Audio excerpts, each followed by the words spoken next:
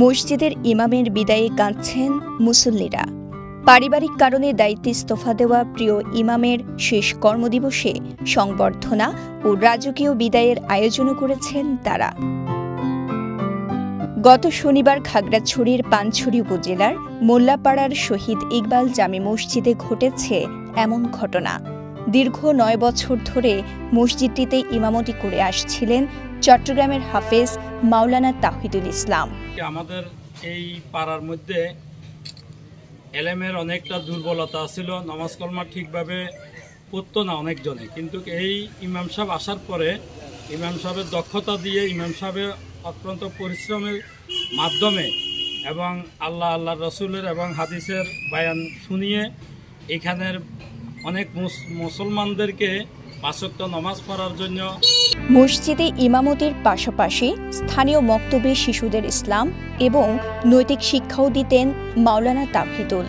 তার বিদায় সংবর্ধনায় মুসল্লিদের পাশাপাশি উপস্থিত ছিলেন মক্তবের শিক্ষার্থীরাও। এ সময় তাদের মুখে ছিল বিষণ্ণতার ছাপ আর বেদনার জলে ঝাপসা চোখ।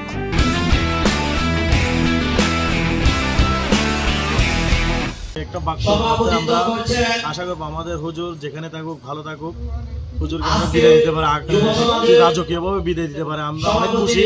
নানা আনুষ্ঠানিকতা শেষে সুসজ্জিত গাড়িতে বিদায় জানানো হয় হাফেজ মাওলানা তাওহিদুল ইসলামকে। সংবর্ধনা শেষে মোটরসাইকেল শোডাউনের মাধ্যমে ইমামকে তার নিজ বাড়ি চট্টগ্রামের উদ্দেশ্যে এগিয়ে দেন স্থানীয় তরুণরা। স্থানীয়রা জানান, তাওহিদুলের সুমধুর কণ্ঠের হৃদয় ছোঁয়া তিলাওয়াত, জীবন ঘনিষ্ঠ খুতবা ও বিনয়ী ব্যবহারে মুগ্ধ ছিলেন সবাই। তার প্রচেষ্টায় ধর্মীয় অনুশাসনের ছায়ায় আসেন গোটা এলাকার মানুষ।